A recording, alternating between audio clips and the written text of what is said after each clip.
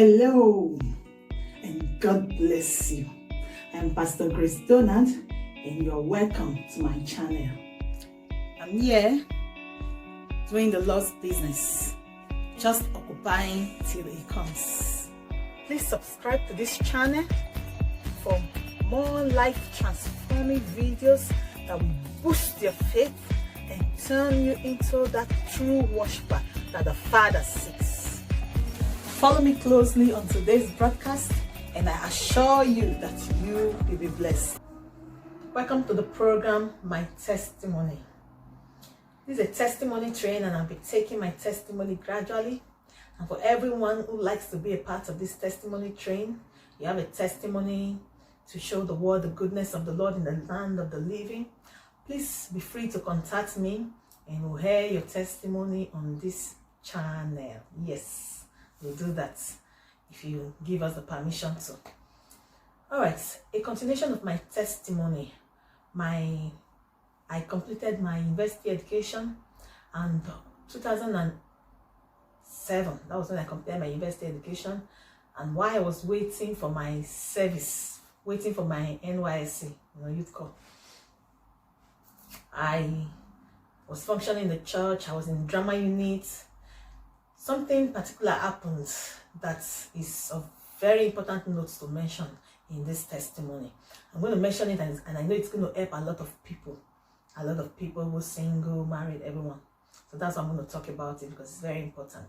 While I was waiting for my service, I was one day in one of my friend's house, Kume. Yes, that's the person I was as a friend. We're in the drama unit together. We're also in the choir together in the church, my church in Benin. And we're just there one day and I saw my phone ringing and it was an international number on my phone and it was +1. So I picked it.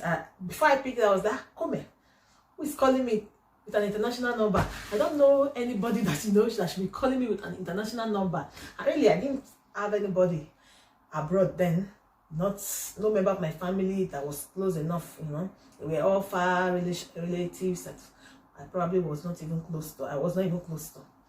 So I wasn't expecting any international call. I've never expected international call. So I saw that, I was like, come here, can you see? My phone, I showed it to international call. Who is calling me? And Kobe was like, who do you know abroad that is calling? I said, even me, I'm surprised. Okay, let's pick it and see.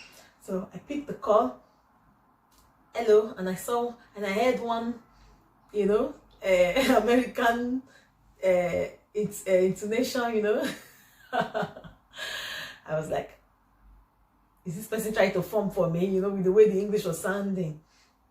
You will know that it's somebody that probably has been there for long and then it's affecting the person's pronunciation. It was showing this American intonation and then I thought, this person wants to form for me, okay. The first thing that came with my mind was, not this 419.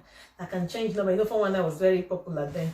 I can change number and call you and pretend to be who they are not. So since this person wants to play a game, I'm ready to play the game with the person. So I too tuned to my polished English voice and said, okay, who is on the line? And then the person said, he wants to speak to somebody. He mentioned a name that I knew nothing about, and I'm like, oh, sorry, that's the wrong number. But he said, I know what I'm saying. Give the phone to the owner. And somehow I was calm, cool-headed. Of course, I've always been cool-headed by the grace of God. So I still calmly told him that it was the wrong number. And he was insisting. I said, give the phone to the owner. What is the matter with you? He started talking rough. And I was wondering, what's going on? The name you're calling is not my name, and I am the rightful owner of this phone. And I can't remember giving any of my number to somebody to call me, any foreigner to call and all that. So please check the number you dialed. It's possible you made a mistake because I am the real owner of this phone. I was calm and I just explained to him calmly. He was angry. He was actually very rude. But I didn't let it get to me, and then he cut the call and left angrily. And then myself and my friend were like, what is going on? I said, I don't understand. I think somebody must have played a fast one on him and given him a wrong number.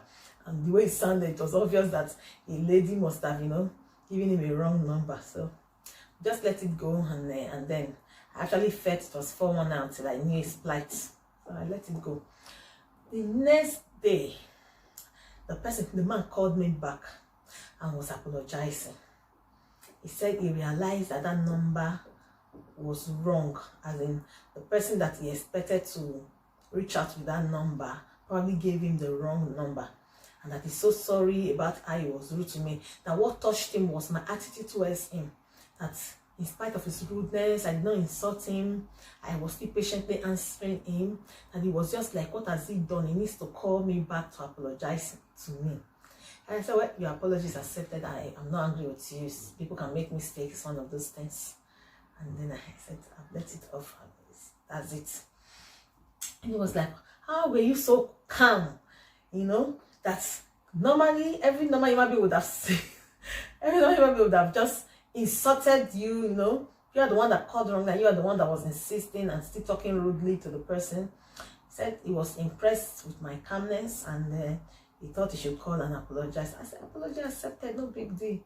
There was very nice thing to me that it was actually a girl that he met that gave him the number, and he thought he was going to call her back, only to see that it was a wrong number. I don't know how the whole thing actually happened, but that was his explanation. I said, no problem, no problem. So we got talking, and he said he liked my coolness, my calmness, and he wanted to be a friend. I said, okay. So what are you doing for the moment? I said, well. He said, do you even know where I'm calling from? I said, I don't know. He said, I'm calling from America. I said, really? He said, what do you mean, really? Didn't you see my number is +1? I said, well, I don't know, and really I didn't know that +1 was American number then. What ignorance. I didn't know, really. I didn't know +1 was an American number. I knew it was foreign, but I didn't know the exact place it was coming from. So he said, he's calling me from the States. I said, really? Oh, okay. Is that what I mean? Okay, I'm not. So am I supposed to be excited? Am I supposed to say, whoa? I wasn't.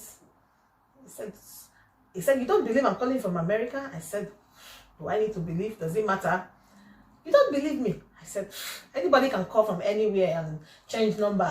There are so many 419 everywhere. I'm not doubting you, but I don't have to be excited or believe it. I don't have to believe it. You can say whatever you say, you want to say, And he said, so you don't believe what I'm saying? You don't believe I'm calling for the States? All right, I'll send you dollars. Just as I'm telling you, he sent me dollars. Called and sent the code. I went to Western Union, to the bank, collected Western Union. He gave me the code, everything. I collected Western Union. I'm like, how much was it? I think $50 or so. God, you've collected? I said, yes. Thank you so much. Do you believe now that I called you from the States? I said, anybody can send dollars. I can convert Naira to dollars in Nigeria. And forward it to someone else and say it's dollars. I don't know how those words were coming from me, but that was what I told him. He was like, wow, look at this girl. You mean you don't believe, you still don't believe me? All right, I'll send you more dollars. And he sent me more dollars. I collected the dollars again. I said, do you believe that? I said, well, it's not like I believe you, so you won't keep sending dollars to convince me. Just let it go. No problem. I believe you. Yes, yeah, okay, but not because you send dollars. Just I was like, I have nothing to lose. You're the one sending your money, but I didn't want to make him keep sending me money in the name of I don't believe where he's calling from, you understand? So that was how we became friends, just friends, nothing more. So you call me, he asked me, what are you doing now? I said, I just finished my school, university. I'm waiting for service. For service. He said, okay, no problem. When you're posted and you're called to service, will you tell me when you're posted? I said, why not? I'll tell you. For me, it doesn't take anything from me. And besides, this is credit. I'm not the one calling. I was the one calling. So I said, no problem, I'll tell you. And a few weeks from then, I was posted. I got, the list came out, and I discovered I was posted to Osun State to serve. And he called after some time, and he said, yes, the list is out, and I was posted to Osun State. I said, okay, no problem. But when are you leaving without? And they said, okay. And he sent me some money to support me also. And while I was on camp, he kept calling, checking on me and all that. And then one day he told me he wanted to be, he asked me out. And I told him I was not interested. We were just friends. What do you mean you're not interested? I can take care of you. Am I looking for who will take care of me? I am already well taken care of by God. So Somebody I was not just interested, and I just felt we are just friends, that's all. And kept insisting.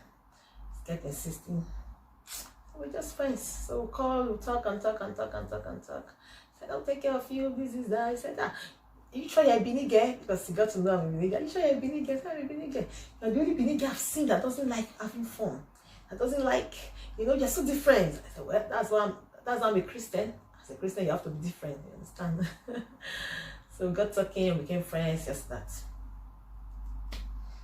So I'll talk about the service year, because I may not have enough time to do that in this video. In the next video, by God's grace, I'll talk about my service year. So I'll just talk about this man. It wasn't really a love relationship, so I'm not going to say my third love story or something, because for me, we're just friends. It was him that wanted a relationship, but I never wanted it. I made it clear to him from the beginning. But he was kind enough. Every now and then he sends me money. Every time now and then he asks, "Oh, do you need something? Okay, let me send you some money." Blah blah blah blah. No, that's. But the point I want to make is the approach. Some ladies are very bad with their approach to men. So somebody calls you and it's the wrong number. Do you have to insult the person? If I had insulted him, I'm sure he wouldn't have called back to apologize. And all the help I got from him, I wouldn't have got it. You understand what I'm saying? So it's a wrong number. You meet on the way, something happens. Your reaction is very important. Your attitude, very important. Whether you're a single lady or a married lady, a single man or a married man, your attitude in life is very important. We have to learn not to react wrongly to people. You understand? We have to learn to respect people, not to be rude, to be polite. Don't transfer your aggression on others. So somebody offended you, take it on another person. You must be very careful with that. I think God helped me in that aspect, and that was how I was able to make that friend. And I can tell you that to date we are still friends. Yes, we are still friends. The first time when I came to Europe, to Spain, 2016, we got to talk. I think that ending of 2016 or early 2017, and he knew that I was now in Spain. He was so happy for me, very happy for me. He called me. It was not a call. He got my number. He called me because we are friends on Facebook. He called me. We talked at length. He was so happy. He said, "If you want, I can invite you to the US. Let me talk to your husband. If people want to come over." I said, "No, I don't want to stay in the US. I'm okay with my family, and I'm not sure my husband will be interested either." You understand? He was very happy. What he said was that you deserve it. You deserve everything that God has done for you. You are married. You're well married. You're married to a good man. You even have a child now yet. Yes. Then I had my first child. I told him I have a beautiful daughter. He was so happy for me. He saw my pictures on Facebook and all that. I said he saw everything, my wedding. That's in short. He's so happy for me. The word that he used was that you deserve everything that you got. And that made me so fulfilled, coming from somebody that wanted to go the wrong way with me, and then I was able to say no. And yet we're still friends. We didn't become enemies just because of that. We become enemies. He accepted it in the end, and we just continued as friends. So I'll tell you what more happened with him. So while we are still talking on phone, just as friends, you call me, we'll talk at length, we'll talk about so many things. Sometimes you have some advice. I'll tell him what I know and what I can give him through God's help. And one time he came to Nigeria. Yes, he came. He said he wanted to come and see me. He wanted to come and see this grace that is so different from the others. He's a Nigerian, just that he lived he's from Niger Delta. Let me not be specific. The exact state is from. So he came through Benin and called that he wanted to see me. Surprised. I was surprised. He said he's in Nigeria, that he wanted to come and see me. Surprised. I said, what? So I went to see him. And directly gave me the address to his hotel room. I went there. But something happened. Yes, something happened there that only God could bear me witness. If not for God, it would have been something very terrible and drastic. I went to his hotel room without even thinking to see him. We were at the reception. I think there was a bar there. We had a bar, I didn't want to drink, and he said he brought some things for me. Come, let me come and show you. So I went boldly with him to his hotel room without thinking. I wasn't thinking. I was just, So I went to his hotel room. He gave me the things he brought for me and all of that, and I accepted it and thanked him. And then he started making an approach at me, for sex.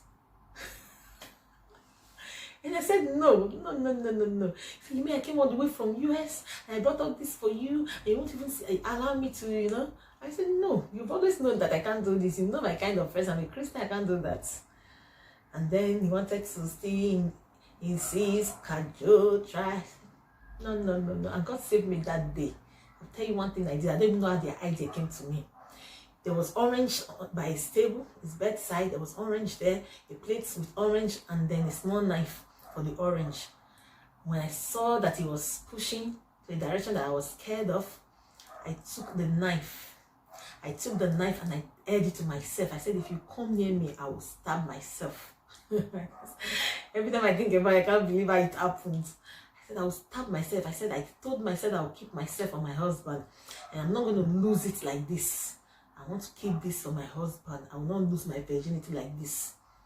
I've told you always that we cannot go that way. I'm not that kind of girl. You understand? So I held it to myself and he got shocked.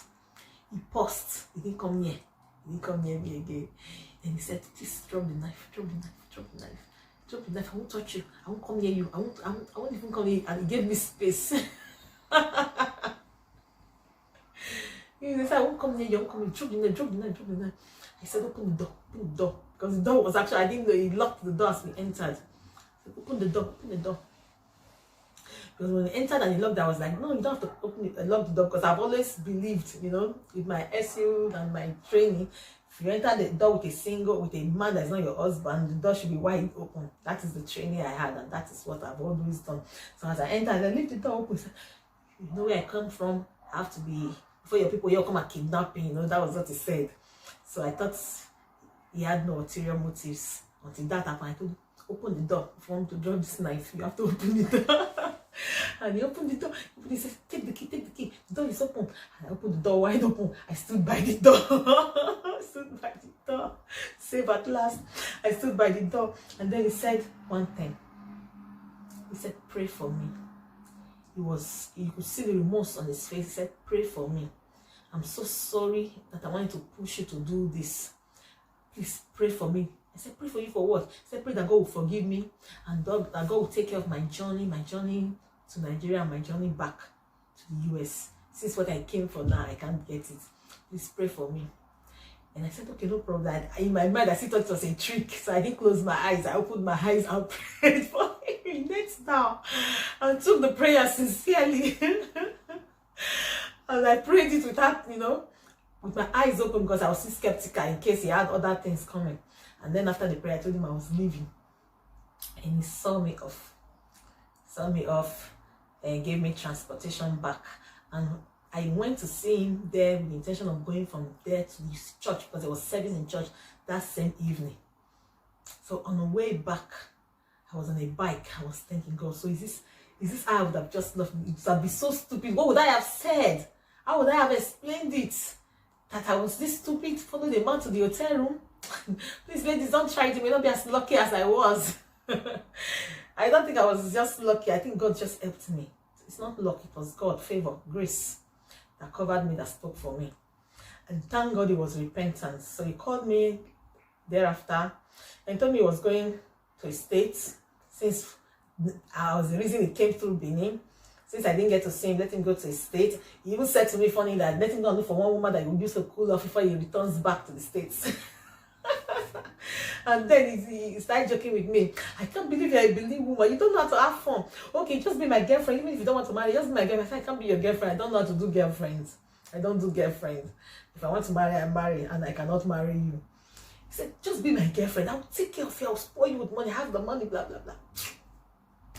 Told him, no, I'm not interested. So the next day he said, come and see me off. I'm going to the park where I'll take transport to my state or so. So I said, okay, no problem. I'm not coming to the hotel this time around because I've learned my lesson. I'll meet you at Ring Road. I met him there and saw him off to the place he was going to take transport to his hometown. And while he was in his hometown, every time he was calling me, telling me, I got another girl here. I'm spending for the girl. You don't know how to enjoy. I would have spoiled you. I would have. I said, enjoy you. I can't do it. I'm not like you. Enjoy your life. If that's the life you tend to live. But you repent. repent, God is watching you and all that. So he was free with me, we'll talk, and then while we are talking, I'll be preaching to him, you understand? So he even said, when I'm going back, I will not come and see you. I said, don't come and see me. The first thing that you saw me, what did I get from it? He wanted to sleep with me. And so he left, and when he got to the state, he called us so that he got back safe, and I thanked God for him. When he was leaving, he called me to pray with him. I did. And when he got back, he kept calling me. Whenever he's in challenge, there was one time he was in a challenge. He called me, he said, pray for me. I said, what is going on? He said, just pray for me. I said, okay. And that was a long time after I said. That was even when I was in Abuja. Yes, that was I think 2012 or 2013. He called me. He said, pray for me. I'm going through some terrible things I can't even begin to tell you about. I said, what is it? Tell me, so I'll know what to pray about. He said, just pray, because we're still friends. Even when I was in Abuja, sometimes he would call me and say, I put some money in your account because I know that you will not friend anybody now that will give you money. And I know you're a teacher, they're not paying you well. How much are they paying you? You see? I'll tell you. You see? I know they're not paying you well. Friend the master who can take care of you, you refuse. No problem, I'll send you some money. Go to the bank and collect it. This is the code. That's how he was taking care of me. He sent me money and said, I know that your salary is not enough for you. Go and take that money. See, Western Union, take the code, go and collect it. So he called me and said, pray for me. And I said, what is it? He said, just pray as you are led for me. I know that if you pray for me, God will hear you, because you are a good person and I know you are very close to God. That's what he tells me. You're very close to God. I know if you pray, God will hear me. I said, okay. Since he couldn't say what was going on, I just prayed for him as I was led. I just prayed and said, okay, God, just take control. He called me back after some time of prayers and said, how did you pray that prayer for me? I don't know how you prayed it, but this your God is really alive and is working, is hearing your prayers. I said, what happened? He said, I told you to pray for me. I did not tell you why. He said he had a problem with his wife. You didn't know I didn't even know he was married all those while. All those while he was trying to deceive me, marry me. Okay, just be my girlfriend since you don't want to marry me. Let me take care of you. He said, I have a wife. I have children. He said, my wife filed a divorce for me. Wanted a divorce from me. And then the courts ruled in her favor, and then divided my salary, collected my house for her and my children, collected this, collected that. I have nothing left. My job, what I'm receiving, they divided to this and gave her a huge sum. So they gave me a little to go and rent a house and manage my life. And every month I have to go and be paying this amount. There's a place I go to, whether social welfare or so, that she goes there to pay for the wife and the children. That's at the time he wasn't even able to meet up. It was not kind of owing. That he went there suddenly one day to go and pay some of the debt, and they told him, your record is not here, what are you paying? And he was like, I've been paying every month for my wife and my children. He said, your record is not here. He said they searched and searched and said this record is not there, that he should go. What is he doing here? He should just go, that there's nothing to pay, he should go.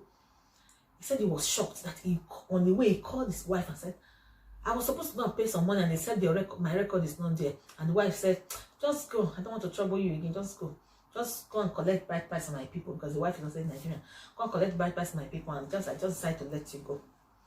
And that was how he got his full salary back. So he will now be the one giving to them what he wants when he wants. He said he doesn't even know how I prayed that prayer, because he didn't tell me about it. But he's still in shock that debt was cleared. And that case was closed without him even doing anything about it. He said, it's your God that must have done that. And I said, wow, I didn't even know you were going through all that and that you were even married. And she said, what's strange? I know, tell me about this, blah, blah, blah, blah. And I had to preach to him all over again. Your lifestyle, you have to change. And he will try, And then, after some time, he also called me. We'll talk. Just as friends this time around, because he believed me, he knew for sure that I was a Christian after that face-to-face encounter. So after then, he took me as if I'm his pastor, because he calls me pastor. He said, pray for me, pastor. I know you're a pastor.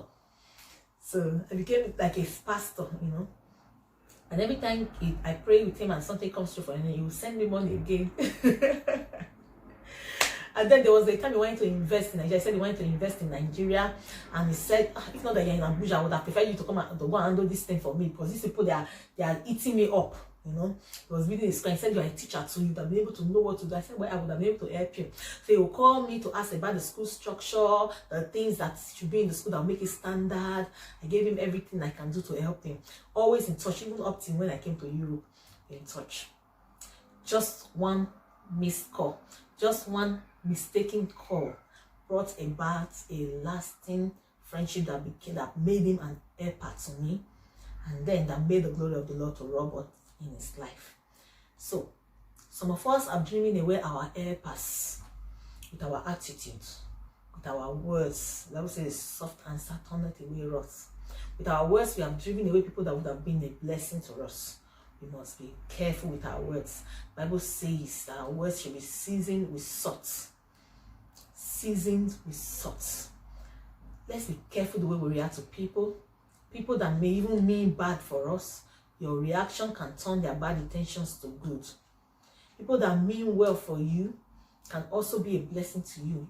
Some of us are dreaming away our helpers with our mouth, with our attitude, with our reactions to them. If I have not reacted well to him for that first mistaken call, this friendship would have not continued and it would have not been a blessing to me today. So that's just my word for you today. It's a testimony of how God gave me a good friend that became somebody that became a good friend and a helper and is still a friend to date, but with great understanding and with the fear of the Lord. So I'll stop here today. May God bless you and keep you. May God help you to walk in righteousness, in the fear of the Lord, in obedience to the Lord, irrespective of the worldly pleasures that you would have got. When you are in Christ, some people think that we don't have joy, we don't have pleasure, we don't have enjoyment. That was what he told me too. But today, he's saying otherwise. He's saying that you deserve what you got. God has indeed, whatever God is doing for you today, you deserve it. Everything, your settlement in life, in marriage, for your children, you deserve it. That you're even in Europe, you deserve even more. That he's happy for me. He's proud of me. And let that be a testimony before the world and before God. And when you do that, you'll be amazed how well God will stand for you and defend you and help you. So thank you for watching this video. If you have been blessed by it, please share it with others. Hit the like button and then you can drop a comment for me. I would love to see your comments. Then if you have not subscribed, remember to subscribe. I'll see you again next Thursday on this channel and on the program My Testimony. Until then, keep having an awesome walk with God, resulting in awesome testimony. In Jesus' name, amen. Bye.